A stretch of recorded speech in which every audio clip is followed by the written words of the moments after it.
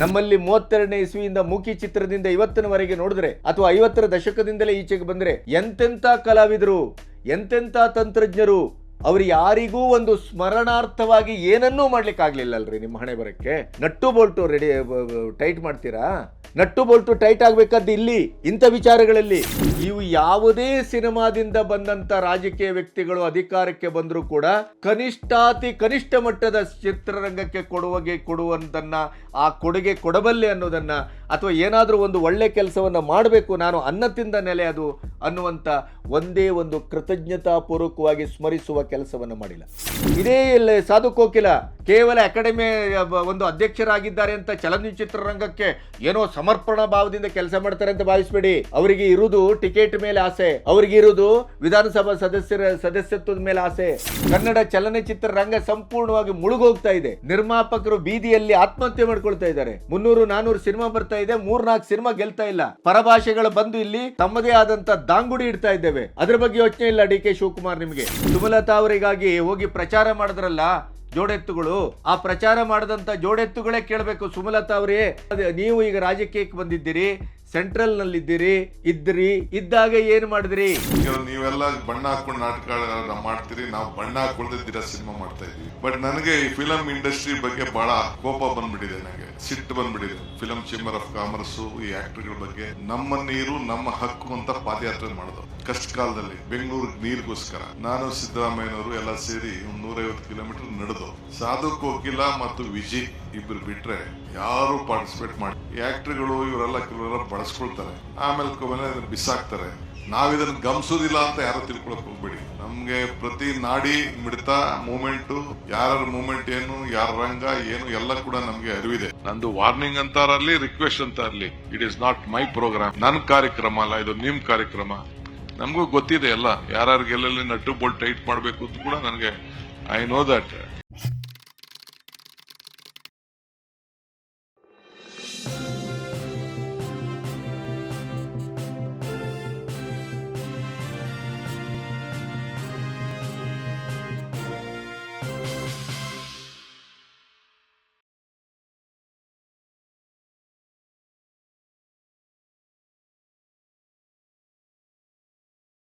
ಆಮೇಲೆ ಚಲನಚಿತ್ರ ಅಕಾಡೆಮಿ ಅದೊಂದು ಬದಮಾಶ್ ಅಕಾಡೆಮಿ ಆಗಿದೆ, ಅಪ್ರಯೋಜಕ ಅಕಾಡೆಮಿ ಆಗಿದೆ, ಅದು ನಿಷ್ಪ್ರಯೋಜಕ ಆಗಿದೆ. ಅಲ್ಲ, ಬಹುತೇಕ ಕನ್ನಡ ಚಲನಚಿತ್ರದ ಪ್ರಾತಿನಿಧಿಕ ಸಂಸ್ಥೆಗಳು ಎಲ್ಲವೂ ನಿಷ್ಪ್ರಯೋಜಕ. ಅದು ಅವರ ಮಜಾ ಮತ್ತು ಮೋಜು ಮಸ್ತಿ ಮಾಡುವ ಒಂದು ಅಡ್ಡಾಗೋಗಿದೆ. ಅದು ಚಲನಚಿತ್ರ ಅಕಾಡೆಮಿಯನ್ನು ಅದಕ್ಕೆ ಪ್ರಧಾನವಾದ ಸಂಸ್ಥೆ ಅಂತ ಹೇಳಿ ನೀವು ಘೋಷಿಸಬಹುದು. ಅದರ ಒಂದು ಭಾಗವೇ ಈಗ ಚಲನಚಿತ್ರ ಅಕಾಡೆಮಿಯೂ ಆಗಿದೆ. ಅದಕ್ಕೆ ಅದರದೇ ಆದಂಥ ಒಂದು ಬೌದ್ಧಿಕ ಆಶಯ ಇತ್ತು, ಅದು ಸಂಪೂರ್ಣವಾಗಿ ನಿರ್ನಾಮ ಆಗಿದೆ. ಇನ್ನೀಗ ನಟ್ಟು ಬೋಲ್ಟು ವಿಚಾರಕ್ಕೆ ಬಂದರೆ, ಡಿ ಕೆ ಶಿವಕುಮಾರ್ ಅವರೇ, ನೀವು ಊಳಿಗಮಾನ್ಯ ವ್ಯವಸ್ಥೆಯಲ್ಲಿಲ್ಲ. ನಟ್ಟು ಬೋಲ್ಟು ರಿಪೇರಿ ಮಾಡೋದು ರಾಜಕಾರಣಿಗಳನ್ನು 5 ವರ್ಷಕ್ಕೊಮ್ಮೆ ಜನ ರಿಪೇರಿ ಮಾಡ್ತಾರೆ, ನೆನ್ಪಿಡಿ. ನಿಮ್ಮ ಕೆಲಸ ಅಲ್ಲ ಅದು. ಏನಂತ ಮಾತಾಡ್ತೀರಿ? ನೀವು ಚಲನಚಿತ್ರ ರಂಗಕ್ಕೆ ಏನನ್ನು ಕೊಟ್ಟಿದ್ದೀರಿ? 75 ವರ್ಷದಲ್ಲಿ ಸ್ವತಂತ್ರ ಭಾರತದಲ್ಲಿ ನೀವು ಅಂತಂದರೆ ಡಿ ಕೆ ಶಿವಕುಮಾರ್ ಅವರೇ, ನೀವು ಅಂತ ಹೇಳ್ತಾ ಇಲ್ಲ, ವ್ಯಕ್ತಿಶಃ ಹೇಳ್ತಾ ಇಲ್ಲ, ರಾಜಕೀಯದವರು, ಆಡಳಿತಾತ್ಮಕವಾಗಿ ಸೂತ್ರ ಸಂಧಾನವನ್ನು ಮಾಡಿದವರು, ಸೂತ್ರವನ್ನು ಹಿಡಿದವರು, BJP ಇರ್ಬೋದು, JDS ಇರ್ಬೋದು, ಅಥವಾ ಕಾಂಗ್ರೆಸ್ ಇರ್ಬೋದು. ನೀವು ಏನನ್ನ ಕೊಟ್ಟಿದ್ದೀರಿ? ಚಲನಚಿತ್ರ ರಂಗದ ಕಲಾವಿದರಿಗೆ, ಅದನ್ನೇ ಬದುಕುವಂತ ಭಾವಿಸಿದ ತಂತ್ರಜ್ಞರಿಗೆ, ಕಲಾವಿದರಿಗೆ ಒಂದು ಹೆಲ್ತ್ ಕಾರ್ಡ್ ಕೊಡ್ಲಿಕ್ಕಾಗ್ಲಿಲ್ಲಲ್ರಿ ನಿಮ್ಮ ಹಣೆ ಬರಕ್ಕೆ. ನಟ್ಟು ಬೋಲ್ಟು ಅಂತೀರಾ? ನೀವೇನು ರಾಜಸತ್ತೆಯಲ್ಲಿದ್ದೀರಾ? ಸರ್ವಾಧಿಕಾರದ ಧೋರಣೆಯನ್ನು ಹೊಂದಿದ್ದೀರಾ? ಜನತಂತ್ರ ವ್ಯವಸ್ಥೆಯಲ್ಲಿದ್ದೇವೆ ರೀ, ನಾವು ಪ್ರಜಾಪ್ರಭುತ್ವ ವ್ಯವಸ್ಥೆಯಲ್ಲಿದ್ದೇವೆ. ನೀವು ಜನಪ್ರತಿನಿಧಿಗಳು, ನಮ್ಮ ಆಶಯದ ಪ್ರತಿನಿಧಿಗಳು. ನೀವು ನಟ್ಟು ಬೋಲ್ಟು ಅನ್ನು ಸರಿ ಮಾಡ್ತೇವೆ ಅಂತ ಹೇಳುವ ಯಾವ ನೆಲೆಯಲ್ಲೂ ನೀವು ನಿಂತಿಲ್ಲ. ಹಾಗೆ ನಿಂತಿದ್ದೀರಿ ಅಂತಾದರೆ ನೀವು ಜನತಂತ್ರ ವ್ಯವಸ್ಥೆಯನ್ನು ಅಥವಾ ಪ್ರಜಾಪ್ರಭುತ್ವವನ್ನು ಸಂಪೂರ್ಣ ಧ್ವಂಸ ಮಾಡಿ ನೀವು ರಾಜಸತ್ತೆ ಅಥವಾ ಸರ್ವಾಧಿಕಾರದ ಧೋರಣೆಯನ್ನು ಹೊಂದಿದ್ದೀರಿ ಅಂತ ನಾವು ಭಾವಿಸಬೇಕಾಗತ್ತೆ. ಒಂದು ಕನಿಷ್ಠ ಮಟ್ಟದಲ್ಲಿ ನಿಮಗೆ ಒಂದು ಚಿರಂತನವಾಗಿ ಇಡೀ ಚಿತ್ರರಂಗದ 90 ವರ್ಷ ಆಗ್ತಾ ಇದೆ, 100ನೇ ವರ್ಷಕ್ಕೆ ಹತ್ತಿರದಲ್ಲಿದ್ದೇವೆ. ಒಂದು ಸುವ್ಯವಸ್ಥಿತವಾದಂಥ ಯಾವುದೇ ರೀತಿಯಲ್ಲೂ ನಿಮಗೆ ಒಂದು ಚಿತ್ರನಗರಿಯನ್ನು ಮಾಡಲಿಕ್ಕಾಗಿಲ್ಲ. ಅದು ಹಾಳಾಗಲಿ. ಚಿತ್ರರಂಗಕ್ಕೆ ಸಂಬಂಧಪಟ್ಟವರಿಗೆ ಒಂದು ವಸತಿ ಸಂಕೀರ್ಣ ಮಾಡಲಿಕ್ಕಾಯ್ತನ್ರಿ, ಅದು ಆಗಿಲ್ಲ. ಕೇವಲ ಸಬ್ಸಿಡಿ ಕೊಟ್ಟುಬಿಟ್ರೆ ಆಗೋಯ್ತಾ? ಕನ್ನಡ ಚಿತ್ರರಂಗವನ್ನು ಮುಷ್ಟಿಯಲ್ಲಿ ಇಟ್ಕೊಂಡಿದ್ದೇವೆ, ಸಬ್ಸಿಡಿ ಕೊಡ್ತೇವೆ. ಯಾರಪ್ಪನ ಆಸ್ತಿ ಅಂತ, ಯಾರ ದುಡ್ಡು ಅಂತ?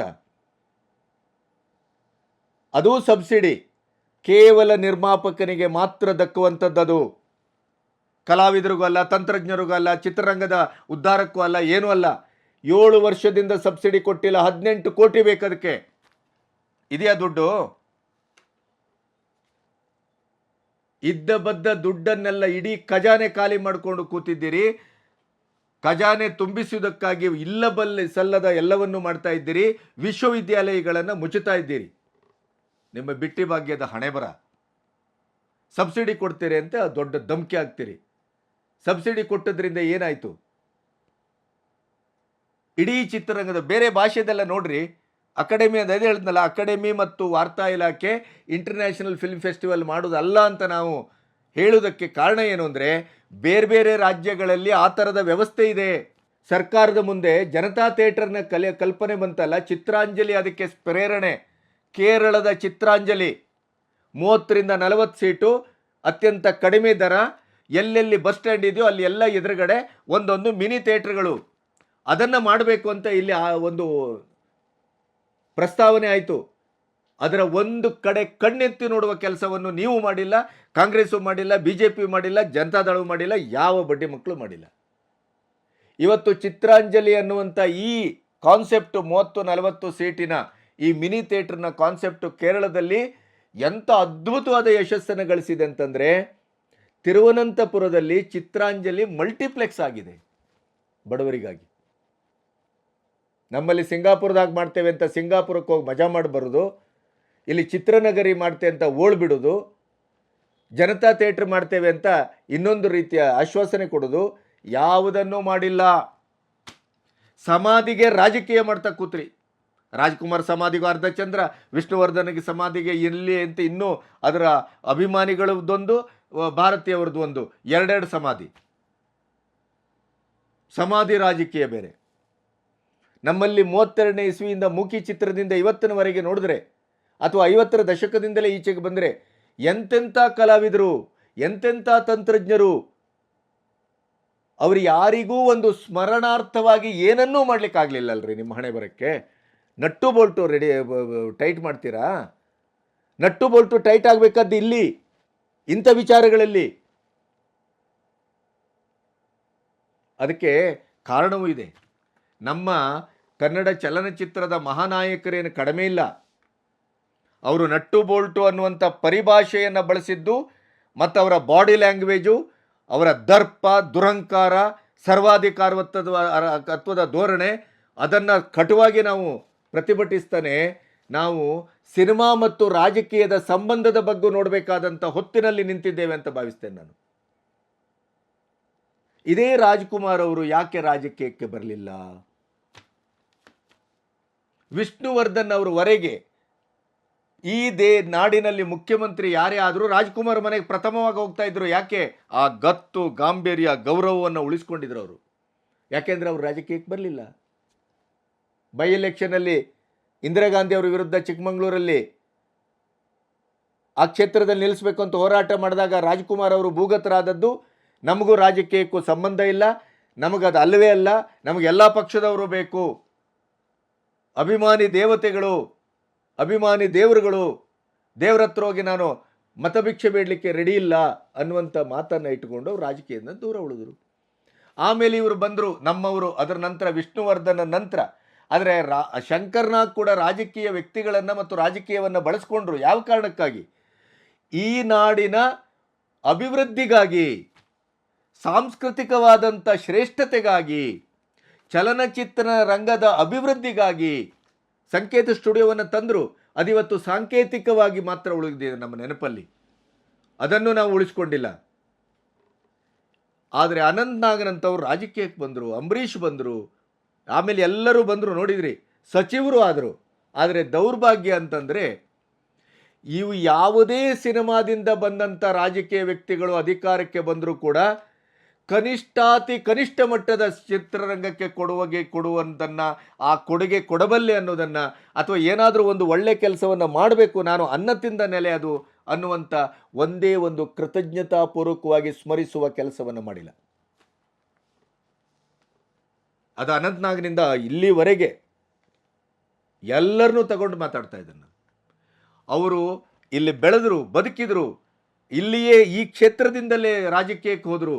ಆದರೆ ಸಿನಿಮಾಕ್ಕಾಗಿ, ಸಿನಿಮಾ ರಂಗದ ಉದ್ಧಾರಕ್ಕ, ಸಿನಿಮಾ ರಂಗದ ಅಶಕ್ತ ಕಲಾವಿದರಿಗೋ ಅಥವಾ ರಂಗಕ್ಕಾಗಿಯೋ ಏನನ್ನು ಕವಡೆ ಕಾಸಿನ ಕೆಲಸವನ್ನು ಮಾಡಿಲ್ಲ.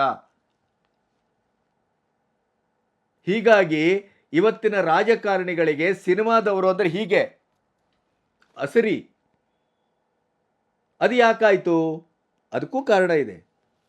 ಇವತ್ತು ಸಿನಿಮಾ ರಂಗದವರನ್ನು ನಾವು ಹೇಳದಲ್ಲಿ ಬರದೇ ಇದ್ರೆ ನಿಮ್ಮನ್ನು ಒದೆತೇವ್ರಿ ಅನ್ನುವಂಥ ದಾಷ್ಟ್ಯವನ್ನು ಯಾಕೆ ಮೆರೀತಾರೆ ಅಂತಂದರೆ, ಈ ಸಿನಿಮಾ ಕಲಾವಿದರು ರಾಜಕೀಯಕ್ಕೆ ಹೋಗುವುದಷ್ಟೇ ಅಲ್ಲ, ಇವರು ರಾಜಕೀಯದ ಚುನಾವಣಾ ಪ್ರಚಾರಕ್ಕೆ ದುಡ್ಡು ತಗೊಂಡು ಹೋದರು.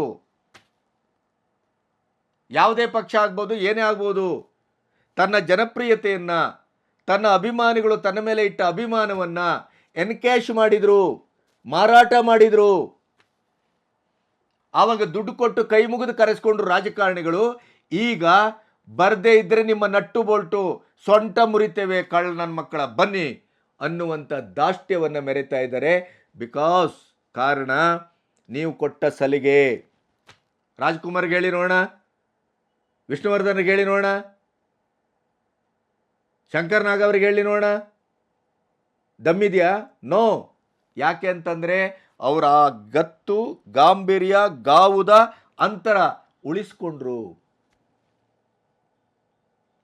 ಇದೇ ಸಿನಿಮಾ ಮಂದಿ ರಾಜಕೀಯಕ್ಕಾಗಿ ಏನೇನನ್ನ ಹಾಸಲಿಲ್ಲ ಹೇಳಿ, ಏನೇನೆಲ್ಲ ಕಳ್ಕೊಂಡಿಲ್ಲ ಅಥವಾ ಏನೇನೆಲ್ಲ ಪಡೆದಿಲ್ಲ ಹೇಳಿ. ಮೇಕೆದಾಟು ಸಂದರ್ಭದಲ್ಲಿ ಕೆಲವು ಕಲಾವಿದರನ್ನ ಪ್ರಸ್ತಾಪ ಮಾಡಿದ್ರಲ್ಲ, ಅವರೆಲ್ಲ ನಿಮ್ಮ ರಾಜಕೀಯ ಪಕ್ಷದ ಕಾರ್ಯಕರ್ತರು. ಅಲ್ಲಿ ಯಾಕೆ ಬರಬೇಕು ಶಿವಕುಮಾರ್ ಅವರೇ? ನಿಮ್ಮ ಪಕ್ಷದ ಕಾರ್ಯಕ್ರಮಕ್ಕೆ ಸಿನಿಮಾ ರಂಗದ ಕಲಾವಿದರು ಯಾಕೆ ಬರಬೇಕು? ಆಮೇಲೆ ಈ ಸಿನಿಮಾ ರಂಗದ ಕಲಾವಿದರು ಕೂಡ ನೆಲ, ಜಲ, ಭಾಷೆ ಅಂತ ಬಂದಾಗ ರಾಜ್ಕುಮಾರ್ ಒಬ್ಬರು ಗೋಕಾಕ ಚಳವಳಿಯನ್ನು ಮಾಡಿ ಇಡೀ ರಾಷ್ಟ್ರವ್ಯಾಪಿಯಾಗಿ ಕನ್ನಡದ ನೆಲೆಗಟ್ಟನ್ನು, ಕನ್ನಡದ ಅಸ್ಮಿತೆಯನ್ನು ಹೇಗೆ ಉಜ್ವಲವಾಗಿ ನಿಲ್ಲಿಸಿದರು ಅನ್ನೋದು ಇತಿಹಾಸ. ಗಡಿ ಪ್ರಶ್ನೆ ಬಂದಾಗ, ನೀರಿನ ಪ್ರಶ್ನೆ ಬಂದಾಗ ರಾಜ್ಕುಮಾರ್ ಎಲ್ಲಿವರೆಗೆ ಜೀವಂತವಾಗಿದ್ದರು ಅಲ್ಲಿಯವರೆಗೆ ತಮಿಳುನಾಡು ಉಸಿರೆತ್ತುತ್ತಿರಲಿಲ್ಲ. ನೆನಪಿದೆಯಾ ನಿಮಗೆ? ಅಂಥ ಸಾಂಸ್ಕೃತಿಕ ರಾಯಭಾರತ್ವವನ್ನು, ಗೌರವವನ್ನು ರಾಜ್ಕುಮಾರ್ ಅವರು ಉಳಿಸ್ಕೊಂಡ್ರು. ಇವತ್ತು ಯಾರಿದ್ದೀರಿ ತೋರಿಸಿ. ನಿಮ್ಮೊಳಗೆ ಒಂದು ಒಗ್ಗಟ್ಟಿದೆಯನ್ರಿ ರಾಜ್ಕುಮಾರ್ ನಂತರ, ವಿಷ್ಣುವರ್ಧನ್ ನಂತರ? ಒಂದೇ ಒಂದು ಒಗ್ಗಟ್ಟಿಲ್ಲ. ಇಂಥ ನಟ್ಟು ಬೋಲ್ಟು ಟೈಟ್ ಮಾಡುವಂಥ ಉಡಾಫೆ ಮಾತಾಡಿದಾಗಲೂ ಕೂಡ ಒಡಕು ಧ್ವನಿಗಳು ಬರ್ತಾ ಇದೆ. ಪತ್ರಕರ್ತರು, ಚಂದ್ರಚೂಡ್ನಂಥವರು ಅದನ್ನು ಪ್ರತಿಭಟಿಸ್ತಾ ಇದ್ದಾರೆ, ಮಾಧ್ಯಮ ಪ್ರತಿಭಟಿಸ್ತಾ ಇದೆ. ಆದರೆ ಸೋ ಕಾಲ್ಡ್ ಹೀರೋಗಳು ಎಲ್ಲರೂ ಒಗ್ಗಟ್ಟಾಗಿ ಒಂದು ಸರಿ ಬ್ಲಾಸ್ಟ್ ಮಾಡ್ದಂಗೆ ಬ್ಲಾಸ್ಟ್ ಮಾಡಿ ನೋಡೋಣ, ಮಾಡಿದ್ರಾ? ಇಲ್ಲ. ಯಾಕೆಂತಂದರೆ ಮಠಗಳು, ನಿಮ್ಮದೇ ಒಂದು ತಂಡಗಳು, ನಿಮ್ಮದೇ ಮೇಲು ಕೀಳಿನ ಭಾವನೆ, ನಿಮ್ಮ ಅಭಿಮಾನಿಗಳಲ್ಲೇ ಹೋರಾಟ, ಹೊಯ್ದಾಟ. ಒಂದು ಹೀಗಿಲ್ಲ. ರಾಜ್ಕುಮಾರ್ ಇದ್ದಾಗ ಹೀಗಿಲ್ಲ. ಈ ದೌರ್ಬಲ್ಯವನ್ನೇ ಬಳಸ್ಕೊಂಡಿದ್ದಾರೆ ಡಿ ಕೆ ಶಿವಕುಮಾರ್. ಕೇರ್ಫುಲ್, ನೆನ್ಪಿಡಿ. ದುಡ್ಡು ಕೊಟ್ಟರೆ ಬರ್ತೀರಲ್ಲ, ಈಗ ಯಾಕೆ ಬರಲಿಲ್ಲ ಅಂತ. ಅಂದರೆ ಕೋಲ್ ಕೊಟ್ಟು ಪೆಟ್ಟು ತಿಂದಿದ್ದೀರಿ ನೀವು, ಕೋಲ್ ಕೊಟ್ಟು ಪೆಟ್ಟು ತಿಂದಿದ್ದೀರಿ. ಇದರ ಅರ್ಥ ಇನ್ನಾದರೂ ಎಚ್ಚರಗೊಳ್ಳಿ ಅಂತ. ಇನ್ನಾದರೂ ಎಚ್ಚರಗೊಳ್ಳಿ. ರಾಜಕಾರಣಕ್ಕಾಗಿ ಹೋಗಿ ಇವತ್ತು ಎಂಜಲ್ ನೆಕ್ತಾ ಇರುವಂಥವ್ರು ನೋಡೋದಿಲ್ವ ನಾವು? ಇದೇ ಎಸ್ ನಾರಾಯಣ ಅವರು ಒಂದು ವೇದಿಕೆಯಲ್ಲಿ ಇದೇ ಡಿ ಕೆ ಶಿವಕುಮಾರ್ ಅವರು ಕುರ್ಚಿಯಿಂದ ಕುರ್ಚಿಗೆ ಹಾರಿಸಿದ್ದನ್ನು ನೋಡಿಲ್ವ ನಾವು? ಬೇಕಾ ನಿಮಗಿದೆಲ್ಲ? ಇದೇ ಸಾಧು ಕೋಕಿಲ ಕೇವಲ ಅಕಾಡೆಮಿ ಒಂದು ಅಧ್ಯಕ್ಷರಾಗಿದ್ದಾರೆ ಅಂತ ಚಲನಚಿತ್ರರಂಗಕ್ಕೆ ಏನೋ ಸಮರ್ಪಣಾ ಭಾವದಿಂದ ಕೆಲಸ ಮಾಡ್ತಾರೆ ಅಂತ ಭಾವಿಸಬೇಡಿ. ಅವರಿಗೆ ಇರುವುದು ಟಿಕೆಟ್ ಮೇಲೆ ಆಸೆ, ಅವರಿಗೆ ಇರುವುದು ವಿಧಾನಸಭಾ ಸದಸ್ಯತ್ವದ ಮೇಲೆ ಆಸೆ. ಇದೊಂದು ಏನು ಸ್ಟಾಪ್ ಗ್ಯಾಪ್ ಇದು. ಇಂಥ ಸ್ಟಾಪ್ ಗ್ಯಾಪ್ ದರಿದ್ರರಿಂದಲೇ ಎಲ್ಲ ಆಶಯಗಳು ನಿರ್ನಾಮ ಆಗ್ತಾ ಇರುವಂಥದ್ದು. ಚಲನಚಿತ್ರ ಇಂಟರ್ನ್ಯಾಷನಲ್ ಫಿಲ್ಮ್ ಫೆಸ್ಟಿವಲ್ ಅಂದಾಗ ಯಾವ ರೀತಿ ರೋಮಾಂಚಕಾರಿಯಾಗಿ, ಯಾವ ರೀತಿ ಶಿಸ್ತುಬದ್ಧವಾಗಿ, ಯಾವ ರೀತಿಯ ಒಂದು ಪ್ರಾತಸ್ಮರಣೀಯ ಅನ್ನುವ ರೀತಿಯಲ್ಲಿ ಮಾದರಿಯಾಗಿ ಆಗಬೇಕಾಗಿತ್ತಲ್ಲ, ಹೊಲಸಿನ ಹೊಂಡಾಗಿದೆಯಲ್ರಿ. ರಾಜಕಾಲುವೆಕ್ಕಿಂತ ಕಳಪೆ ಆಗೋಗಿದೆ. ಪ್ರತಿಯೊಬ್ಬರು ಮಾತಾಡುವಂಗಾಗಿದೆ. ಒಂದೇ ಒಂದು ಪ್ರಾಮಾಣಿಕತೆಯ ಹೆಜ್ಜೆ ಇಲ್ಲ, ಒಂದೇ ಒಂದು ನಿಷ್ಠೆ ಇಲ್ಲ. ಚಲನಚಿತ್ರ ಕಲಾವಿದರಿಗೆ ಇನ್ವಿಟೇಷನನ್ನು ಪೋಸ್ಟ್ ಮೂಲಕ, ಆ ಮೂಲಕ, ಈ ಮೂಲಕ ಕಳಿಸಿದ್ದಾರಂತೆ. ಮಾನಮರ್ಯಾದೆ ಇದೆಯಾ ನಿಮಗೆ? ಇಡೀ ಕನ್ನಡ ಚಲನಚಿತ್ರ ರಂಗವನ್ನು ಆಶಯವಾಗಿಟ್ಕೊಂಡು, ನೆಲೆಯನ್ನಾಗಿಟ್ಕೊಂಡು ಕರ್ನಾಟಕದಲ್ಲಿ ಇಂಟರ್ನ್ಯಾಷನಲ್ ಫಿಲ್ಮ್ ಫೆಸ್ಟಿವಲನ್ನು ನಡೆಸ್ತಾ ಇದ್ದೀರಿ. ಇಡೀ ಚಿತ್ರರಂಗವನ್ನು ಒಗ್ಗೂಡಿಸುವಂಥ ಒಂದು, ಕೇಂದ್ರೀಕರಿಸುವಂಥ, ಧ್ರುವೀಕರಿಸುವಂಥ ಒಂದು ಕೆಲಸವನ್ನು ಒಬ್ಬ ಅಕಾಡೆಮಿ ಅಧ್ಯಕ್ಷನೋ ಅಥವಾ ಆ ಪುಟಗೋಸಿ ವಾರ್ತಾ ಇಲಾಖೆಯ ಕಮಿಷನರ್ಗೋ ಒಂದು ಮಾಡಬೇಕು ಅಂತ ಅನಿಸ್ತಾ ಇಲ್ಲ ಅಂತ ಆದರೆ ಯಾರಿಗೋಸ್ಕರ ಮಾಡ್ತಾ ಇದ್ದೀರಿ? ಚಲನಚಿತ್ರೋತ್ಸವದಲ್ಲಿ ಮಾಡಿದ್ದೇ ಮಾಡೋ, ಹಾಡಿದ್ದೇ ಹಾಡೋ ಕಿಸ್ವಾಯಿ ದಾಸ ಬಿಟ್ಟರೆ, ಒಂದಿಷ್ಟು ಇಂಟರ್ನ್ಯಾಷನಲ್ ಸಿನಿಮಾಗಳನ್ನು ತಂದು ಅಲ್ಲಿ ಓರಿಯನ್ ಮಾಲಲ್ಲಿ ಪ್ರದರ್ಶನ ಮಾಡ್ತೀವಿ ಅಂತ ಬಿಟ್ಟರೆ ಇನ್ನೇನನ್ನ ಅಕಾಡೆಮಿಕ್ ಆಗಿ ಮಾಡಿದ್ದೀರಿ? ಚಲನಚಿತ್ರದ ಒಂದು ಇಡೀದಾದಂಥ ಒಂದು ಸಾಂಸ್ಕೃತಿಕ ಪರಿಸರದ ಅಪ್ಗ್ರೇಡೇಷನ್ನು, ಅಪ್ಡೇಟ್ ಆಗಲಿಕ್ಕೆ, ಸಮಕಾಲೀನ ಜಗತ್ತಿನೊಟ್ಟಿಗೆ ಸಂವಾದ ಮಾಡಲಿಕ್ಕೆ, ಮಾನಸಿಕವಾಗಿ, ಬೌದ್ಧಿಕವಾಗಿ ಆಹಾರ ಕೊಡುವಂಥ ಯಾವ ಕೆಲಸವನ್ನು ಮಾಡಿದ್ದೀರಿ? ಯಾವ ಕಾರ್ಯಕ್ರಮ ಮಾಡಿದ್ದೀರಿ? ಯಾವ ವಿಚಾರ ಸಂಕಿರಣ ಇಟ್ಕೊಂಡಿದ್ದೀರಿ? ನಿಮಗೆ ಎಡಪಂಥೀಯರು, ಬುದ್ಧಿಜೀವಿಗಳು, ನಿಮಗೆ ಬೇಕಾದಂಥವರು, ನಿಮ್ಮ ರಾಜಕೀಯವನ್ನು ನೋಡ್ಕೊಳ್ಳಿಕ್ಕೆ, ಸಿದ್ದರಾಮಯ್ಯನವರ ಬಕೆಟ್ ಹಿಡಿಲಿಕ್ಕೆ, ಕಾಂಗ್ರೆಸ್ಸಿನ ಸಿದ್ಧಾಂತವನ್ನು ಅಲ್ಲೂ ತುರ್ಕಿಸ್ಲಿಕ್ಕೆ ಅಂಥದ್ದೇ ಮಾಡಿದ್ದು ಬಿಟ್ಟರೆ, ಚಲನಚಿತ್ರಕ್ಕಾಗಿ, ಚಲನಚಿತ್ರೋತ್ಸವಕ್ಕಾಗಿ ಅಥವಾ ಕನ್ನಡದ ನೆಲದಲ್ಲಿ ಅಂತಾರಾಷ್ಟ್ರೀಯ ಚಿತ್ರಗಳನ್ನು ಇಟ್ಕೊಂಡು ಕನ್ನಡ ಚಲನಚಿತ್ರ ರಂಗ ಸಂಪೂರ್ಣವಾಗಿ ಮುಳುಗೋಗ್ತಾ ಇದೆ. ನಿರ್ಮಾಪಕರು ಬೀದಿಯಲ್ಲಿ ಆತ್ಮಹತ್ಯೆ ಮಾಡ್ಕೊಳ್ತಾ ಇದ್ದಾರೆ. 300-400 ಸಿನಿಮಾ ಬರ್ತಾ ಇದೆ, 3-4 ಸಿನಿಮಾ ಗೆಲ್ತಾ ಇಲ್ಲ. ಪರಭಾಷೆಗಳು ಬಂದು ಇಲ್ಲಿ ತಮ್ಮದೇ ಆದಂಥ ದಾಂಗುಡಿ ಇಡ್ತಾ ಇದ್ದೇವೆ. ಅದರ ಬಗ್ಗೆ ಯೋಚನೆ ಇಲ್ಲ ಡಿ ಕೆ ಶಿವಕುಮಾರ್ ನಿಮಗೆ. ಡಬ್ಬಿಂಗು ರಾಜ್ಕುಮಾರ್ ಅಂತವ್ರು ತಡೆದ್ರು. ಯಾಕೆ ತಡೆದ್ರು ಅನ್ನೋದು ಇವತ್ತು ಅರ್ಥ ಆಗ್ತಾ ಇದೆ. ಇವತ್ತು ಡಬ್ಬಿಂಗ್ ಕೂಡ ಬಂದು ನಿಂತಿದೆ. ಕನ್ನಡ ಚಿತ್ರಗಳಿಗೆ ಯಾವುದೇ ಇಲ್ಲಿ ಥಿಯೇಟ್ರ್ಗಳು ಸಿಗ್ತಾ ಇಲ್ಲ. ಪರಭಾಷಾ ಚಿತ್ರಗಳಿಗೆ 400, 500, 1200 ಥಿಯೇಟ್ರ್ಗಳು ಸಿಗ್ತವೆ. ಇದರ ಬಗ್ಗೆ ನಟ್ಟು ಬೋಲ್ಟು ಟೈಟ್ ಮಾಡೋದಿಲ್ಲ, ತಾವು ಮಾಡಬೇಕಂತ ಅನಿಸೋದಿಲ್ಲ ನಿಮಗೆ. ಕನ್ನಡ ಚಲನಚಿತ್ರದ ಹೀರೋಗಳು ಬರಲಿಲ್ಲ, ನಿಮ್ಮನ್ನು ಜಿ ಹುಜೂರ್ ಅಂತ ಹೇಳಲಿಲ್ಲ. ಆ ಕಾರಣಕ್ಕಾಗಿ ಸಾಧು ಕೋಕಿಲ ಫಿಟ್ಟಿಂಗ್ ಇಟ್ಟರು. ನೀವು ಆ ಫಿಟ್ಟಿಂಗನ್ನು ನಂಬಿಕೊಂಡು ನೀವು ಟೈಟ್ ಮಾಡಲಿಕ್ಕೆ ಹೊರಟ್ರಿ. ನಿಮ್ಮನ್ನು ಟೈಟ್ ಮಾಡ್ತಾರೆ, ನೆನ್ಪಿಡಿ. 5 ವರ್ಷಕ್ಕೊಮ್ಮೆ ನಿಮ್ಮನ್ನು ಜನ ನಟ್ಟು ಬೋಲ್ಟು ಟೈಟ್ ಮಾಡ್ತಾರೆ. ನಿಮ್ಮ ಇಡೀ ರಾಜಕೀಯದ ವ್ಯಕ್ತಿತ್ವದ ನಟ್ಟು ಬೋಲ್ಟು ಪ್ರಜಾತಂತ್ರದ ವ್ಯವಸ್ಥೆಯಲ್ಲಿ ಆ ಪ್ರಜೆಗಿದೆ, ಅವನ ಕೈಯಲ್ಲಿದೆ. ಅವನು ಮಾಡ್ತಾನೆ, ನೀವು ಮಾಡೋದೆಂತ? ಉದ್ದಟತನಕ್ಕೆ ಒಂದು ಮಿತಿ ಬೇಡವಾ? ಚಲನಚಿತ್ರೋತ್ಸವವನ್ನು ಆಚರಿಸುವಂಥ ಗತಿಗೋತ್ರ ಇದ? ಈ ರೀತಿಯ ಪ್ರತಿ ಪ್ರಶಸ್ತಿಗೂ ಅಲ್ಲಿದೆ ಆದಂಥ ಭ್ರಷ್ಟಾಚಾರ ಇದೆ ಅನ್ನೋದು ಸಾರ್ವತ್ರಿಕವಾಗಿ ಮಾತಾಡ್ತಾ ಇದ್ದಾರೆ. ಅದರ ಬಗ್ಗೆ ಮಾತಾಡ್ರಿ. ಇವಾಗ ಸರಿಯಾಗಿ ಇನ್ವಿಟೇಷನ್ ಹಂಚಿಲ್ಲ. ಸರಿಯಾಗಿ ಇನ್ವಿಟೇಷನ್ ಹಂಚದೇ ಇರೋದಕ್ಕೆ ಕಾರಣ ಏನು? PRO ಸರಿ ಇಲ್ಲ, ಪಬ್ಲಿಕ್ ರಿಲೇಷನ್ ಆಫೀಸರು ಇದಕ್ಕೆ ಯಾರು ನೇಮಕ ಆಗಿದ್ದಾರೋ ಅವರು ಕರೆಕ್ಟಾಗಿ ಕೆಲಸ ಮಾಡಿಲ್ಲ. ಈ ಥರದ ಪ್ರಶ್ನೆ ಬರ್ತಾ ಇದೆ. ಕನ್ನಡದ ಚಲನಚಿತ್ರೋತ್ಸವ ಅಂತ ಹೇಳ್ತಾ ಇಲ್ಲ, ಇದು ಇಂಟರ್ನ್ಯಾಷನಲ್ ಫಿಲ್ಮ್ ಫೆಸ್ಟಿವಲ್. ಎಸ್, ಆ ಕಾರಣಕ್ಕಾಗಿಯೇ ಚೆನ್ನಾಗಿ ಇಂಗ್ಲೀಷ್ ಬರುವ, ಅಂತಾರಾಷ್ಟ್ರೀಯ ಚಲನಚಿತ್ರೋತ್ಸವದಲ್ಲಿ ಈಗಾಗಲೇ ಭಾಗಿಯಾಗಿ ಅನುಭವಿ ಇರುವ, ಸ್ವತಃ ಲಾಯರು ಆಗಿರುವಂಥ ವಿದ್ಯಾಶಂಕರ್ ಅವರೇ ಇಷ್ಟು ವರ್ಷದಿಂದ ಮುಂದುವರಿತಾ ಇದ್ದಾರೆ. ಅವ್ರು ಪ್ರತಿ ವರ್ಷ ಹೇಳ್ತಾರೆ ಇದು ನನ್ನ ಕೊನೆಯ ಚಲನಚಿತ್ರೋತ್ಸವ ಅಂತಾರೆ, ಆದರೆ ಮತ್ತೆ ಅವರು ಮುಂದುವರಿತಾರೆ. ಅದಕ್ಕಿರುವ ಕಾರ್ಯಕಾರಣ ಸಂಬಂಧ ನನಗೆ ಗೊತ್ತಿಲ್ಲ. ನಮ್ಮ ಬಾನಾಸು ಅವರು ಇರ್ತಾರೆ, ಬಾನಾ ಸುಬ್ರಹ್ಮಣ್ಯ, ಹಿರಿಯ ಪತ್ರಕರ್ತರು, ಅವರ ಬರಹಕ್ಕಾಗಿ ರಾಷ್ಟ್ರ ಪ್ರಶಸ್ತಿಯನ್ನು ಪಡ್ಕೊಂಡವರು. ಅವರು ಚಲನಚಿತ್ರೋತ್ಸವಕ್ಕೆ ತನ್ನ ಸೇವಾ ಮನೋಭಾವದಿಂದ ಅವರನ್ನು ಕೆಲಸ ಮಾಡ್ತಾರೆ. ಅವರಿಗೆ ಯಾವುದೇ ರೀತಿಯ ಒಂದು ಸರಿಯಾದ ಅಂಗ ಆಕಾರದ ಒಂದು ನೆಲೆಯನ್ನು ಕಲ್ಪಿಸಿ ಅವರನ್ನು ಸರಿಯಾಗಿ ದುಡಿಸ್ಕೋಬೇಕು ಅನ್ನುವಂಥ ಕಾಳಜಿ ಸರ್ಕಾರಕ್ಕೂ ಇಲ್ಲ, ಅಕಾಡೆಮಿಗೂ ಇಲ್ಲ, ಯಾರಿಗೂ ಇಲ್ಲ. ಅವರೊಂದು ರೀತಿಯ ಎಲ್ಲರ ಬಳಕೆ ಮಾಡ್ಕೊಳ್ಳುವವರಿಗೆಲ್ಲ ಬಳಕೆ ಮಾಡ್ಕೋಬೋದು ಅಂಥ ಒಂದು ವಿಶಿಷ್ಟವಾದ ವ್ಯಕ್ತಿತ್ವ. ಅವರಲ್ಲಿ ಹೋದರೆ ಏನಾದ್ರು ತಪ್ಪು ಸರಿ ಇದ್ದರೆ ಅದನ್ನೆಲ್ಲ ಸರಿಪಡಿಸ್ಕೊಂಡು ಅವರು ಅವ್ರದ್ದು ಆದಂಥ ಕೆಲಸವನ್ನು ಮಾಡ್ತಾರೆ. ಆದರೆ ಅವರು ಅದಕ್ಕೆ ತಪ್ಪು ಯಾರೂ ಅಲ್ಲ. ಚಲನಚಿತ್ರ ಪ್ರಶಸ್ತಿ ಈ ನಟ್ಟು ಬೋಲ್ಟು ಎಲ್ಲ ಬಂದಾಗ ಇದೆಲ್ಲ ಬರುತ್ತೆ. 20ರವರೆಗೆ ಆಗಿದೆ. 21, 22, 23, 24 4 ವರ್ಷ ಹಿಂದಿಂದ 2 ಸೇರಿದ್ರೆ 6 ವರ್ಷದ ಬಾಕಿ ಇದೆ. 4 ವರ್ಷ ಸಿನಿಮಾನೇ ನೋಡಿಲ್ಲ, ಅದರಲ್ಲೂ ಅವ್ಯವಹಾರ. ನಮ್ಮ ಸುದೀಪ್ ಅವರು ರಾಜ್ಯ ಪ್ರಶಸ್ತಿಯನ್ನು ಚಲನಚಿತ್ರೋತ್ಸವಕ್ಕೆ ಚಲನಚಿತ್ರ ರಾಜ್ಯಕ್ಕೆ ಸಂಬಂಧಪಟ್ಟಂಥ ರಾಜ್ಯ ಪ್ರಶಸ್ತಿ ಬಂದಾಗ ಅದನ್ನು ನಿರಾಕರಿಸಿದರು ಅಂತ ಅಷ್ಟೇ ಹೇಳ್ತಾರಲ್ಲ, ಅದರ ಹಿಂದಿರುವ ನೋವಿನ ಕತೆ ಏನು? ಅವ್ರಿಗೆ ಎಷ್ಟು ಅವಮಾನ ಮಾಡಿದ್ದೀರಿ? ರಂಗ SLC ಸಂದರ್ಭ ಇತ್ಯಾದಿ ಇತ್ಯಾದಿ ಅಲ್ಲ ಮತ್ತೆ ಮತ್ತೆ ಹೇಳಬೇಕಾಗಿಲ್ಲ. ಅದನ್ನು ಆಲ್ರೆಡಿ ಚಂದ್ರಚೂಡ್ ಅವರು ವಿವರವಾಗಿ ಹೇಳಿದ್ದಾರೆ. ಅದೆಲ್ಲ ಟಿ ವಿ ಮಾಧ್ಯಮಗಳಲ್ಲಿ ಬಂದಿದೆ. ಅವರು ಪ್ರಶಸ್ತಿಯನ್ನು ನಿರಾಕರಿಸಿದ್ದಕ್ಕೂ ಅಲ್ಲಿಯ ಭ್ರಷ್ಟತೆನೇ ಕಾರಣ. ಈಗ ಅನೌನ್ಸ್ ಆಗಲಿಕ್ಕಿರುವಂಥ ಇದರಲ್ಲೂ ಅಲ್ಲೂ ಆಗಿದೆ, ರಾಜಕೀಯದ ಪ್ರವೇಶ ಆಗಿದೆ. ಅವರ ಹಿತೈಷಿಗಳ ಮಗಳಿಗೆ ಒಂದು ಪ್ರಶಸ್ತಿ ಕೊಡುವಂಥ ಕೆಲಸ ಆಗಿದೆ. ಅಂತಾರಾಷ್ಟ್ರೀಯ ಮಟ್ಟದಲ್ಲಿ ಹಲವು ಪ್ರಶಸ್ತಿಗಳನ್ನು ಪಡೆದಂಥ ಸಿನಿಮಾ ಮತ್ತು ಆ ಸಿನಿಮಾದ ನಾಯಕಿಗೆ ಬದ್ಧ ಅನ್ಯಾಯ ಆಗಿದೆ. ಅದು ಪ್ರಶಸ್ತಿ ಘೋಷಣೆ ಆಗಲಿ ಅಂತ ಕಾಯ್ತಾ ಕೂತಿದ್ದೇನೆ ನಾನು. ಅದರೆಲ್ಲ ವಿವರಗಳಿದೆ ನಮ್ಮ ಹತ್ರ. ಅದಕ್ಕೆ 12 ಕೋಟಿ ಬೇಕು ಈ 6 ವರ್ಷದ ಪ್ರಶಸ್ತಿ ಕೊಡಲಿಕ್ಕೆ. ಎಲ್ಲಿದೆ ದುಡ್ಡು ನಿಮ್ಮ ಹತ್ರ? ಎಲ್ಲಿಂದ ತರ್ತೀರಿ? ನಟ್ಟು ಬೋಲ್ಟು ಟೈಟ್ ಮಾಡ್ತೀರಿ. ಈ ನಟ್ಟು ಬೋಲ್ಟು ಲೂಸ್ ಆದದ್ದನ್ನು ಟೈಟ್ ಮಾಡುವವರು ಯಾರು ಹೇಳಿ? ಇಡೀ ಚಲನಚಿತ್ರ ರಂಗಕ್ಕೆ ಕನ್ನಡದಲ್ಲಿ ಅಪ್ಪ ಇಲ್ಲ ಅಮ್ಮ ಇಲ್ಲ, ಅಬ್ಬೆ ಪಾರಿಯಾಗಿದೆ, ಗತಿಗೋತ್ರ ಇಲ್ಲ. ಅದಕ್ಕೆ ಅದರದೇ ಆದಂಥ ಒಂದು ಉಳಿಸುವ ಬೆಳೆಸುವ ಒಂದು ಕೆಲಸವನ್ನು ಸರ್ಕಾರ ಮಾಡಬೇಕು ತಾನೆ. ಅದರಿಂದ ನಿಮಗೆ ತೆರಿಗೆ ಬರುವುದಿಲ್ವಾ?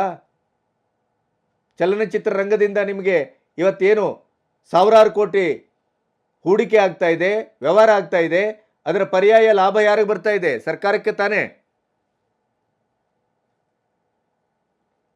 ಒಂದು ಪುಟಗೋಸಿ ಸಬ್ಸಿಡಿ ಕೊಡ್ತೇವೆ ಅನ್ನುವ ನೆಲೆಯಲ್ಲಿ ಅದನ್ನೂ ಸರಿಯಾಗಿ ಕೊಟ್ಟಿಲ್ಲ 7 ವರ್ಷದಿಂದ. ನಟ್ಟು ಬೋಲ್ಟು ಟೈಟ್ ಮಾಡೋ ಮಾತಾಡ್ತೀರಿ. ಮತ್ತು ನಮ್ಮ ಚಲನಚಿತ್ರ ರಂಗದವರಿಗೂ ಕೂಡ ಈ ಚಲನಚಿತ್ರೋತ್ಸವದ ಸಂದರ್ಭದಲ್ಲಿ ಆದಂಥ ಈ ಅವ್ಯವಸ್ಥೆ, ಅನಾಗರಿಕತೆ, ಈ ಮಾತುಕತೆ, ನಟ್ಟು ಬೋಲ್ಟು ವಿವಾದ, ಇದನ್ನು ಆತ್ಮವಿಮರ್ಶೆ ಮಾಡಿಕೊಳ್ಳುವ ಕೊನೆಯ ಕಾಲ ಇದು ಅಂತ ನಾನು ಭಾವಿಸ್ತೇನೆ. ಅಕಾಡೆಮಿ ನಿಮ್ಮ ಚೇಂಬರು ಗೀಂಬರು ಯಾವುದೂ ಇಲ್ಲ. ಅದು ಎಲ್ಲವೂ ಸತ್ತು ಹೋಗಿದೆ, ಡೆಡ್ ಆಲ್ರೆಡಿ. ಈಗೇನಾದರೂ ಇದನ್ನು ಕಟ್ಟಬೇಕು ಅಂತಾದರೆ ಚಲನಚಿತ್ರ ರಂಗದ ಒಳಗಡೆ ಸಕ್ರಿಯವಾಗಿರುವಂಥ ಮೇಲಿಂದ ಕೆಳವರೆಗೂ ಅದು ಒಂದಾಗಬೇಕು. ಸರ್ಕಾರದ ನಟ್ಟು ಬೋಲ್ಟನ್ನು ರಿಪೇರಿ ಮಾಡಬೇಕು. ಯಾರ್ಯಾರ್ದೋ ಪಾದ ನೆಕ್ಕುವುದಲ್ಲ, ರಾಜಕೀಯ ಲಾಭಕ್ಕಾಗಿ ಎಂಜಲು ಕಾಸಿಗೆ ಹೋಗಿ ಅಲ್ಲಿ ಬಾಯಿ ಒಡ್ಡೋದಲ್ಲ, ಮುಖ್ಯಮಂತ್ರಿಯೋ ಉಪಮುಖ್ಯಮಂತ್ರಿಯೋ ಹೋಗಿ ಪಕ್ಕದಲ್ಲಿ ನಿಂತು ಫೋಟೋ ಹೊಡೆಸ್ಕೊಂಡು ಅದನ್ನೇ ಅಲ್ಲಿ ಹಾಕ್ಕೊಂಡು ಸಾರ್ಥಕತೆ ಮೆರೆಯುವುದಲ್ಲ. ಉಮಾಶ್ರೀ ಅವರಿಂದ ಹಿಡಿದು ಪ್ರತಿಯೊಬ್ಬರನ್ನು ಯಾರೂ ಒಂದು ನಯ ಪೈಸೆಯ ಕೆಲಸವನ್ನು ಚಲನಚಿತ್ರ ರಂಗಕ್ಕೆ ಮಾಡಿಲ್ಲ. ಯಾಕೆ ಇದನ್ನು ಪ್ರಶ್ನಿಸುವುದಿಲ್ಲ? ನಮ್ಮ ಮಹಾನಾಯಕರುಗಳು ಪ್ರಶ್ನೆ ಮಾಡಬೇಕು. ಸುಮಲತಾ ಅವರಿಗಾಗಿ ಹೋಗಿ ಪ್ರಚಾರ ಮಾಡಿದ್ರಲ್ಲ ಜೋಡೆತ್ತುಗಳು, ಆ ಪ್ರಚಾರ ಮಾಡಿದಂಥ ಜೋಡೆತ್ತುಗಳೇ ಕೇಳಬೇಕು, ಸುಮಲತಾ ಅವರೇ ನೀವು ಈಗ ರಾಜಕೀಯಕ್ಕೆ ಬಂದಿದ್ದೀರಿ, ಸೆಂಟ್ರಲ್ನಲ್ಲಿದ್ದೀರಿ, ಇದ್ರಿ, ಈಗ ಇಲ್ಲ, ಇದ್ದಾಗ ಏನು ಮಾಡಿದ್ರಿ? ಅಂಬರೀಷ್ ಅವ್ರನ್ನ ಕೇಳಿದ್ರ, ಅನಂತನಾಗ್ ಅವ್ರನ್ನ ಕೇಳಿದ್ರ, ಯಾರನ್ನ ಕೇಳಿದ್ರಿ? ಉಮಾಶ್ರೀ ಅವ್ರನ್ನ ಕೇಳಿದ್ರ, ಯಾರನ್ನ ಕೇಳಿದ್ರಿ? ಪಾಟೀಲ್ ಅವರು ಇದ್ರಲ್ಲ, BC ಪಾಟೀಲ್ ಕೇಳಿದ್ರ? ಏನನ್ನೂ ಮಾಡಿಲ್ವಲ್ಲ. ಅವರವರ ಸ್ವಹಿತಕ್ಕಾಗಿ, ಅವರವರ ಸ್ವಲಾಭಕ್ಕಾಗಿ, ಅವರವರ ಇದಕ್ಕಾಗಿ ರಾಜಕಾರಣ ಮಾಡೋದು ಬಿಟ್ಟರೆ, ನೀವು ನಿಮ್ಮನ್ನು ಹಡೆದಂಥ, ಬೆಳೆಸಿದಂಥ, ಅನ್ನ ಕೊಟ್ಟಂಥ ಕನ್ನಡ ಚಲನಚಿತ್ರ ರಂಗಕ್ಕೆ ನೀವೇನು ಮಾಡಿದ್ದೀರಿ? ಏನು ಮಾಡಿಲ್ಲ. ಉತ್ಸವ ಮೂರ್ತಿಗಳಾದ್ರಿ ಅಷ್ಟೇ. ಪಕ್ಷದ ರಾಜಕಾರಣ ಮಾಡಿದ್ರಿ, ಸ್ವಲಾಭ ಮಾಡಿಕೊಂಡ್ರಿ ಅಷ್ಟೇ, ಬಿಟ್ಟರೆ ಇನ್ನೇನಿಲ್ಲ. ಹೀಗಾಗಿಯೇ DK ಶಿವಕುಮಾರ್ ಅಂತವರ ಬಾಯಲ್ಲಿ ಈ ಥರದ ಉದ್ದಟದ ಮಾತುಗಳು ಬರಲಿಕ್ಕೆ ಸಾಧ್ಯ. ಅದೇ ನೀವು ಗತ್ತು, ಗಾಂಭೀರ್ಯ, ಶೀಲ, ಶಿಸ್ತು, ಸಂಯಮ, ಪ್ರಾಮಾಣಿಕತೆ, ನಮ್ಮ ಚಲನಚಿತ್ರರಂಗ, ನಮ್ಮ ರಂಗಭೂಮಿ ಅನ್ನುವ ಪ್ರಜ್ಞೆಯಲ್ಲಿ ನೀವು ಕೆಲಸ ಮಾಡುವಂಥ ದಾಷ್ಟ್ಯವನ್ನು, ಧೀಮಂತಿಕೆಯನ್ನು ತೋರಿಸಿದ್ದಿದ್ರೆ ಇವತ್ತಿಂಥ ಪರಿಸ್ಥಿತಿ ಬರ್ತಿರ್ಲಿಲ್ಲ. ಸಾರ್ವತ್ರಿಕವಾಗಿ ಅಂಥ ಒಂದು ದಾಷ್ಟ್ಯದ ಬಾಡಿ ಲ್ಯಾಂಗ್ವೇಜಲ್ಲಿ ನಟ್ಟು ಬೋಲ್ಟು ಟೈಟ್ ಮಾಡ್ಲಿಕ್ಕೆ ನಮಗೆ ಗೊತ್ತು ಅನ್ನುವಂಥ ಭಾಷೆ ಡಿ ಕೆ ಶಿವಕುಮಾರ್ ಅಂತ ಉಪಮುಖ್ಯಮಂತ್ರಿ ಏನು ಹುಡುಗಾಟಿಗೆ ಅಲ್ಲ. ಅವರು ಆಡಿದ ಮಾತಿನ ಪರಿಣಾಮ ಮತ್ತು ಅದರ ವ್ಯಾಪ್ತಿ ಎಂತ ಅಗಾಧವಾದದ್ದು ಅನ್ನುವಂಥ ಪ್ರಜ್ಞೆ ಇದೆಯಾ ನಮಗೆ? ಸಾಮೂಹಿಕವಾಗಿ ಕನ್ನಡ ಚಿತ್ರರಂಗ ಪ್ರತಿಭಟನೆಗಿಳಿಬೇಕಾಗಿತ್ತು. ಆ ದಮ್ ಯಾರಿಗೂ ಇಲ್ಲ. ಯಾಕೆಂತಂದರೆ ಎಲ್ಲರ ಕಿಸೆಯಲ್ಲಿ ಇವ್ರ ಕೈ ಇದೆ. ಇವರ ದೌರ್ಬಲ್ಯಗಳು, ಇವರ ದುರಾಸೆಗಳು. ಹಾಗಾಗಿ ಆ ಕಡೆಗೆ ತಟ್ಟಿ ಬಡ್ದಂಗೆ ಮಾಡೋದು, ಬೆಕ್ಕೆದರ್ಸಂಗೆ ಮಾಡೋದು ಅಷ್ಟೇ. ಹಾವು ಸಾಯಬಾರ್ದು, ಕೋಲು ನೋಯಬಾರ್ದು ಅಂಥ ಮಾತುಗಳನ್ನು ಆಡ್ತಾರೆ ಹೊರತು ನಿರ್ದಿಷ್ಟವಾಗಿ ಮಾತಾಡಿದಾರ? ಜಗ್ಗೇಶ್ ಅಂತ ಕೆಲವರು ಬಿಟ್ಟರೆ, ಚಂದ್ರಚೂಡ್ನಂಥವ್ರು ಬಿಟ್ಟರೆ, ಮುನ್ನೆಲೆಗೆ ಬಂದು ಮಾತಾಡಬೇಕು. ಯಾರು ಮಾತಾಡಿದ್ದಾರೆ? ಆ ನೈತಿಕತೆ ಇಲ್ಲ. ಅದು ಪ್ರಾಬ್ಲಮ್ಮು. ಹಾಗಾಗಿ ಈ ನಟ್ಟು ಬೋಲ್ಟು ಇರ್ಬೋದು, ಅಥವಾ ಈ ಸಾಧು ಕೋಕಿಲನಂಥ ಅಯೋಗ್ಯ ಅಧ್ಯಕ್ಷ ಇರ್ಬೋದು, ರಾಜಕೀಯ ಕಾರಣಕ್ಕಾಗಿ ಒಂದು ರೀತಿಯ ಗಂಜಿ ಕೇಂದ್ರದ ಹಾಗೆ ಅಲ್ಲಿ ಹೋಗಿ ಕೂತ್ಕೊಂಡವರಿಂದ ನೀವು ಶ್ರೇಷ್ಠತೆಯನ್ನು ನಾವು ನಿರೀಕ್ಷೆ ಮಾಡ್ತೇವೆ ಅಂತಂದರೆ ನಮ್ಮಂಥ ಮುಟ್ಟಾಳ್ರಿಲ್ಲ ಅಂತ ಲೆಕ್ಕ. ಅದು ಅಲ್ಲಿ ಬಂದವರು ಯಾರೂ ಆ ಥರದ ಕೆಲಸಗಳನ್ನು ಮಾಡಿಲ್ಲ. ಅಲ್ಪ ಸ್ವಲ್ಪ ಮಾಡಿದ್ದಾರೆ. ಎಲ್ಲರೂ ಹಾಗೆ ಅಂತ ಹೇಳಲಿಕ್ಕೆ ಆಗುವುದಿಲ್ಲ. ಭರಣ, ತಾರ, ಸಿಂಗಬಾಬು ಇಂಥವರೆಲ್ಲ, ಅಶೋಕ್ ಕಶ್ಯಪ್ ಸ್ವಲ್ಪ ಪ್ರಯತ್ನ ಮಾಡಿದರು. ಆದರೆ ಅಲ್ಲಿ ಬಂದವರು ಯಾರು ಅಕಾಡೆಮಿಯ ನಿಜವಾದ ಆಶಯವನ್ನು, ಅದರ ನೆಲೆಯನ್ನು, ಬೆಲೆಯನ್ನು, ಅದರ ಭವಿಷ್ಯವನ್ನು, ಅದು ಮಾಡಬೇಕಾದ ಕೆಲಸದ ಒಟ್ಟು ಕಾರ್ಯವ್ಯಾಪ್ತಿಯನ್ನು ಅರ್ಥವೇ ಮಾಡ್ಕೊಳ್ಳಿಲ್ಲರಿ. ಅರ್ಥವೇ ಮಾಡ್ಕೊಳ್ಳಿಲ್ಲ. ಹೀಗಾಗಿ ಚಲನಚಿತ್ರ ಅಕಾಡೆಮಿ, ಚಲನಚಿತ್ರೋತ್ಸವ, ಅದರ ಒಳಗಡೆ ಇರುವಂಥ ಜನಗಳು, ಅವರ ಬೇಜವಾಬ್ದಾರಿತನ, ಅವರ ಅಸಡ್ಡಾಳತನ, ಚಿತ್ರರಂಗವು ಕೂಡ ತನ್ನದೇ ಆದಂಥ ನೆಲೆಬೆಲೆಯನ್ನು ಅರ್ಥ ಮಾಡಿಕೊಳ್ಳದೇನೆ ಸಾಮೂಹಿಕವಾಗಿ ಸಂಘಟಿತವಾಗಿ ನಾವು ಇದ್ದರೆ ಏನಾಗುತ್ತೆ, ಇಲ್ಲದೇ ಇದ್ದರೆ ಏನಾಗುತ್ತೆ ಅನ್ನುವಂಥ ಪರಿವೆಯೂ ಇಲ್ಲದೇನೆ ವರ್ತಿಸಿದ್ರ ಪರಿಣಾಮವೇ ಇವತ್ತು ರಾಜಕೀಯ ವ್ಯಕ್ತಿಗಳನ್ನು ನೀವು ಹೇಗೆ ಬಳಸ್ಕೊಂಡ್ರಲ್ಲ ಪ್ರಚಾರಕ್ಕೆ, ಅದಕ್ಕೆ ಇದಕ್ಕೆ ಎಲ್ಲ ನಿಮ್ಮ ಸ್ವಲಾಭಕ್ಕಾಗಿ ಚಿತ್ರರಂಗದವರು, ಅದರ ಪರಿಣಾಮ ಏನು ಅಂತಂದರೆ ಇವತ್ತು ನಿಮ್ಮ ಮೇಲೆ ಸವಾರಿ ಮಾಡಲಿಕ್ಕೆ ಹೊರಟಿದೆ ರಾಜಕೀಯ ರಂಗ. ಇದು ಕೇವಲ ಡಿ ಕೆ ಶಿಯವರ ನಟ್ಟು ಬೋಲ್ಟಿನ ಪ್ರಕರಣ ಉಳಿದಿಲ್ಲ. ಅದು ಇಡೀ ರಾಜಕೀಯ ರಂಗದ ಧೋರಣೆ ಚಿತ್ರರಂಗದವರ ಬಗ್ಗೆ, ಅದರಲ್ಲೂ ಕನ್ನಡ ಚಿತ್ರರಂಗದವರ ಬಗ್ಗೆ ಯಾವುದಿದೆ, ಯಾವ ರೀತಿ ಇದೆ ಅನ್ನೋದನ್ನು ಅದು ಸಾಕ್ಷೀಕರಿಸಿದೆ. ನೆನಪಿಡಿ, ನೀವು ನಿಮ್ಮ ಲಾಭಕ್ಕಾಗಿ ನಿಮ್ಮ ಕೊನೆಗೂ ಕನ್ನಡ ಚಿತ್ರರಂಗದ ಒಂದು ಯಶಸ್ಸನ್ನು ಪಡೆದಂಥ ಒಂದು ಇಷ್ಟು ಟೀಮ್ಗಳು, ಅವು ಕೊನೆಗೂ ಈ ಹಣದಾಹ ಮತ್ತು ವ್ಯಾವಹಾರಿಕವಾಗಿ ರಾಜಕೀಯ ರಂಗವನ್ನು, ರಾಜಕೀಯದ ನೆಲೆಯನ್ನು ಬಳಸ್ಕೊಳ್ಳಿಕ್ಕೆ ಹೊರಟಾಗ ಆಗುವಂಥ ದುರಂತ ಏನು ಅಂತಂದರೆ ಇದಿವತ್ತಾಗಿದೆ. ನಾನು ಈ ಹೊತ್ತಿನಲ್ಲೂ ಒಂದು ಸುದೀರ್ಘವಾಗಿ 2 ಕಂತಲ್ಲಿ ಯಾಕೆ ಮಾತಾಡಿದೆ ಅಂತಂದರೆ, ಒಂದಿಷ್ಟು ಮೇಲ್ದರ್ಜೆಯ ಚರ್ಚೆಗಳಷ್ಟೇ ಆಗ್ತಾ ಇವೆ. ಅದರ ನಿಜವಾದಂಥ ಆಂತರಿಕವಾದಂಥ ಚರ್ಚೆ, ಸಂವಾದ ಆಗ್ತಾ ಇಲ್ಲ. ಅದು ಆಗಬೇಕಾದ ತುರ್ತಿದೆ. ಅಕಾಡೆಮಿಗೆ ಆಡಳಿತ ಪಕ್ಷ ಯಾವುದೋ ಒಬ್ಬ ಅಯೋಗ್ಯನನ್ನು ಅಧ್ಯಕ್ಷನಾಗಿ ನೇಮಿಸಿದಾಗ ಬಾಯಿ ಮುಚ್ಚಿಕೊಂಡು ಕೂತ್ಕೊಳ್ಳೋದಲ್ಲ. ಮೌನ ಎಂಥ ಭಯಾನಕವಾದಂಥ ಒಂದು ನೆಲೆಯನ್ನು ಸೃಜಿಸ್ತದೆ ಅನ್ನೋದಕ್ಕೆ ಇದು ಸಾಕ್ಷಿ. ಪ್ರಶ್ನಿಸಬೇಕು ನಾವು. ಚಲನಚಿತ್ರರಂಗದ ಒಂದು ಅಭಿವೃದ್ಧಿಶೀಲತೆಗಾಗಿ ಮತ್ತು ಇಡೀ ಚರಿತ್ರೆಯನ್ನು ವ್ಯಾಖ್ಯಾನಿಸುವ ಮತ್ತು ವ್ಯವಧಾನದಿಂದ ಕಟ್ಟುವ ನೆಲೆಯಲ್ಲಿ ಅಕಾಡೆಮಿ ಕೆಲಸ ಮಾಡಬೇಕು. ಅದೊಂದು ಬೌದ್ಧಿಕ ಕ್ಷೇತ್ರ. ಅದು ಅಧಿಕಾರದ ಅಲಂಕಾರ ಹುದ್ದೆ ಅಲ್ಲ. ಅದು ಹಾಗೆ ಭಾವಿಸಲಾಗಿದೆ ಅಷ್ಟೇ. ಅಲ್ಲೂ ರಾಜಕೀಯ, ಅಲ್ಲೂ ಈ ರೀತಿಯ ವ್ಯವಹಾರಗಳು, ಅವ್ಯವಹಾರಗಳು, ಭ್ರಷ್ಟಾಚಾರ ಇತ್ಯಾದಿ ನಡೆದಾಗ ಅದನ್ನು ಸಾಮೂಹಿಕವಾಗಿ ಪ್ರತಿಭಟಿಸುವ ಕೆಲಸವನ್ನು ಮಾಡಬೇಕು. ಚಿತ್ರರಂಗ ಒಗ್ಗಟ್ಟಾಗಬೇಕು. ಆಗ ಯಾರು ಎಲ್ಲಿಯೂ ನಟ್ಟು ಬೋಲ್ಟು ಟೈಟ್ ಮಾಡುವ ಮಾತನ್ನು ಆಡುವ ದಾಷ್ಟ್ಯವನ್ನು ತೋರುವುದಿಲ್ಲ, ನೆನಪಿಡಿ. ಈ ದಾಷ್ಟ್ಯ ಹೇಗೆ ಬಂತು ಅಂದರೆ ಈ ಚಲನಚಿತ್ರರಂಗದ ದೌರ್ಬಲ್ಯದ ಪರಿಣಾಮ ಅದು. ದೌರ್ಬಲ್ಯದ ಪರಿಣಾಮ ಅದು ಅರ್ಥ ಆಗಬೇಕು. ಅದಕ್ಕಾಗಿಯೇ ನಾನು ಅದನ್ನು ವಿವರವಾಗಿ ಇಂಚಿಂಚಾಗಿ ಅದರ ವೈಫಲ್ಯವನ್ನು, ಅವ್ಯವಸ್ಥೆಯನ್ನು, ಅಜಾಗರೂಕತೆಯನ್ನು, ಭ್ರಷ್ಟಾಚಾರವನ್ನು ಎಲ್ಲವನ್ನು ಇಟ್ಟುಕೊಂಡು ಮಾತಾಡಬೇಕಾದಂಥ ಅನಿವಾರ್ಯತೆ ಯಾಕೆ ಅಂತಂದರೆ ಇದಕ್ಕೊಂದು ಪೂರ್ಣ ಚಿತ್ರವನ್ನು ಕೊಡೋಣ ಅಂತ. ನಾವು ಎಲ್ಲೆಲ್ಲೋ ಕುರುಡ ಮುಟ್ಟದ ಆನೆಯ ಕತೆ ಹಾಗೆ ಮಾಡ್ತಾ ಹೋದರೆ ಇದಕ್ಕೊಂದು ಸಮಗ್ರತೆ ಬರೋದಿಲ್ಲ ಅಂತ. ಇದಕ್ಕೊಂದು ಸಮಗ್ರತೆ ಬರಬೇಕು ಅಂದರೆ ಅಕಾಡೆಮಿಯ ಆಶಯ, ಅಕಾಡೆಮಿಯ ಕಾರ್ಯವ್ಯಾಪ್ತಿ, ಅಲ್ಲಿ ಎಂಥ ಯೋಗ್ಯರಿರಬೇಕು. ಕನ್ನಡ ಚಿತ್ರರಂಗದಲ್ಲಿ ಇಲ್ಲ ಅಂತ ಭಾವಿಸಿದರೆ ನೀವು? ಅಂಥ ಯೋಗ್ಯರಿದ್ದಾರೆ, ಪ್ರತಿಭಾವಂತರಿದ್ದಾರೆ. ಅಕಾಡೆಮಿಕ್ ಆದಂಥ ಒಂದು ಶಿಸ್ತಿನಿಂದ ಚಲನಚಿತ್ರ ಅಕಾಡೆಮಿಗೆ ಗೌರವ ತರುವ ಕೆಲಸ ಮಾಡುವಂಥವ್ರು ಇದ್ದಾರೆ. ಆದರೆ ನಿಷ್ಕಾಮ ಪ್ರಜ್ಞೆ ಇರಬೇಕು. ಅದಕ್ಕೆ ಆಯ್ಕೆಯಲ್ಲಿ ಒಂದು ಪ್ರಾಮಾಣಿಕತೆ, ಶುದ್ಧತೆ ಇರಬೇಕು. ಆ ಸ್ಥಾನಕ್ಕೆ ಯಾರು ಯೋಗ್ಯರು ಅನ್ನುವಂಥ ಆಯ್ಕೆಯ ಪ್ರಜ್ಞೆ ಇರಬೇಕು. ಅದರ ಬದಲು ಗಂಜಿ ಕೇಂದ್ರ ಮಾಡಿದರೆ ಯಾವುದೋ ಒಬ್ಬ ಚಲನಚಿತ್ರರಂಗದಿಂದ ಬಂದವನು ತಮ್ಮ ಆಡಳಿತ ಪಕ್ಷದಲ್ಲಿ ಏನೇನೋ ಹುದ್ದೆಗಳನ್ನು ನಿರೀಕ್ಷೆ ಮಾಡ್ತಾ ಇದ್ದಾನೆ, ಅದೆಲ್ಲ ಕೊಡಲಿಕ್ಕಾಗೋದಿಲ್ಲ ಈಗ. ಆದ್ದರಿಂದ ಅವನನ್ನು ಒಂದು ಅಲ್ಲಿ ಕೂಡಿಸ್ಬಿಟ್ರೆ ಒಂದು ತತ್ಕಾಲಕ್ಕೆ ಆಯಿತು, ಅದೊಂದು ಸ್ಟಾಪ್ ಗ್ಯಾಪ್ ಅಂತ ಭಾವಿಸ್ತಾರಲ್ಲ, ಅಂಥ ವ್ಯವಸ್ಥೆಯನ್ನು ಸಾಮೂಹಿಕವಾಗಿ ವಿರೋಧಿಸಬೇಕು. ನಾವು ಮಾಧ್ಯಮಗಳು ಆ ಕೆಲಸವನ್ನು ಮಾಡಬೇಕು. ಆ ಆಶಯದ ಹಿನ್ನೆಲೆಯಲ್ಲಿ ನಾನು ಇದನ್ನು ಮಾತಾಡದೆ ಹೊರತು ಯಾರದೇ ವೈಯಕ್ತಿಕವಾಗಿ ನನಗೇನೂ ಇಲ್ಲ. ನಾನು ಯಾರಿಂದ ಏನನ್ನು ನಿರೀಕ್ಷೆ ಮಾಡೋದು ಇಲ್ಲ. ಪ್ರಶಸ್ತಿಗಳು, ನಾನು ಕೆಲವು ಪುಸ್ತಕಗಳನ್ನು ಬರೆದಿದ್ದೇನೆ, ನಮಗೆ ಪ್ರಶಸ್ತಿ ಬರುವುದಿಲ್ಲ, ನಮಗೂ ಯಾವುದೇ ರೀತಿಯ ಆದ್ಯತೆಗಳು ಸಿಗುವುದಿಲ್ಲ. ಯಾಕೆ ಗೊತ್ತಾ? ನಾವು ಪ್ರಾಮಾಣಿಕರಾಗಿದ್ದೇವೆ.